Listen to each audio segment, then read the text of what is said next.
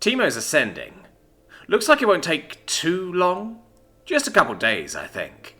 It doesn't give a time, but I can guess with a progress bar. I wonder how much I can change before Timo wakes up. I hadn't realised how much I was spending on spawning things when fighting Neverest. Now that I have my Delvers back, but don't have that threat looming, my mana is starting to pile up quickly. First thing, I need to get the tunnels into gear. There's that glowing moss in most places now, so I'm pretty sure I can actually get Delvers down to adventure in there too. I upgrade the slime spawner a few times, and it actually starts spitting out little blobs occasionally, instead of the bigger pools that other uses. Thankfully, still no little faces on them. I figure they'll be good for general encounters, and they move a lot faster than the users do too. With faster slimes, I think I can actually maintain some more mining nodes, so I start sprinkling them around through the tunnels too, instead of just being mostly near the surface. I upgrade the spider spawner also, which actually maxes it out. That big old spider lair sure looks the part now. Good luck to anyone trying to find my secret base. The spider spawner also spits out something kinda ugly. It's an Orania, and it makes me think of a pug with too many limbs. Ugly, but kind of in an endearing way. It also has little graspers on the pedipals, so it looks like it'll be able to manipulate things too. It's about the size of a large dog, so it'll probably be able to do similar things as the rattlings. It takes a few minutes to collect its bearings before skittering off, and I let it. I have things I need to do over in the crypt complex, and I actually need Coda's help, along with the rattlings. I know what I want to do with my undead. While my mana is more for noobs and the tunnels are being set up for more mid-level groups, I want the crypt complex to be for higher level adventurers. But I also don't want my undead to just be marching across the grass to the mausoleum to get into the complex. So I'll need to dig. And that's where Coda comes in. Well, kinda. He's not exactly going to be good at digging, but he has his sonar to make sure the rattlings dig where they need to, and don't collapse anything.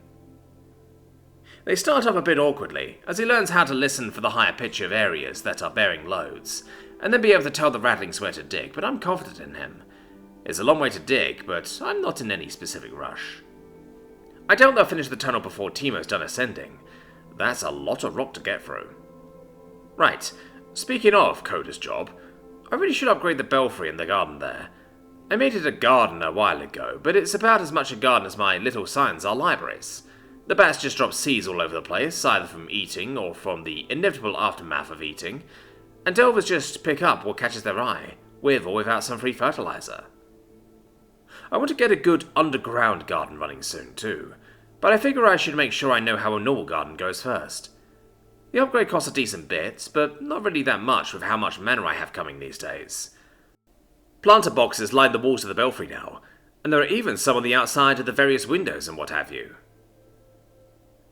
Nothing else changes yet, but that's fine. The bats are still asleep at the moment. Coda was sleeping too, but I woke him to get him to at least get some preliminary solar scans going. I let him go back to sleep and keep a bit of an eye on the rattlings. They're making pretty slow progress, so I doubt they'll be able to get into trouble before Coda can return and check with more sonar. I decided to go see what my Orania is up to. Once I find it, I'm still not sure. It's managed to make itself a little hiding space above the front porch in the crawl space there, and it has a plank of wood and a bit of charcoal. It stares at the board for a few minutes, before crudely scrawling something on it, attaching a bit of silk, and dangling the thing down to be seen from the porch. Kill 5 rats. What? Rhonda. Radkin dwellers. Interesting. Old Stavian strokes his narrow beard as he finally gets some free time to ask his young apprentice how being an official guide in the dungeon went.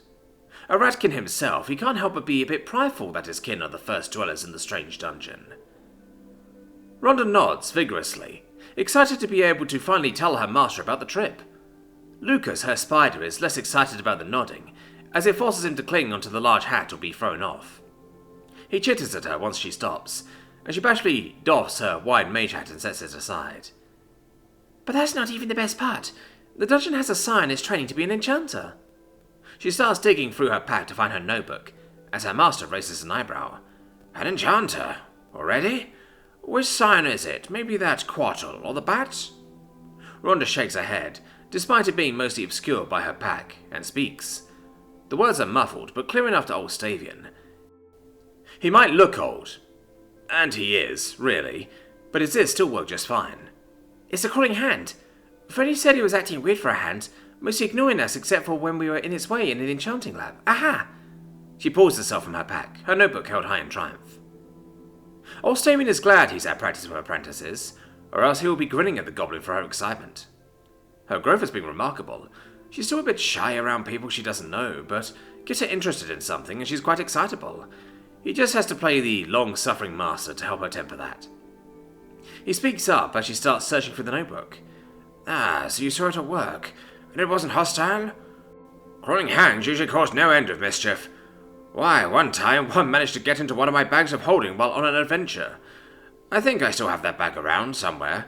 I never did get the nerve to check what actually happened in there to produce that kind of noxious smoke. Rhonda shakes her head, still looking for her notes. No, it mostly ignored us. It slapped at Freddie's ankles when he was in the way at one point, but other than that, it was just working on something. I was hoping you could tell what it was. Here. She smiles up at him and offers her notebook, and the notes catch old Stavian's eye immediately. He accepts the book and starts slowly looking for the notes. Interesting. It looks like some kind of spatial enchantment. He holds the book for her to see and points out the various reagents that were on the table at first. These, and a few other reagents and formulae, can be used to make a bag of holding, and other demi-planar items and magics. I wish you could have gotten a hold of his actual writings. It's changed his focus once you started watching. See these. He again points out the list of reagents she noted down. These are usually used in various movement magics. These three and a bit of honey or web will get you a slumming spell.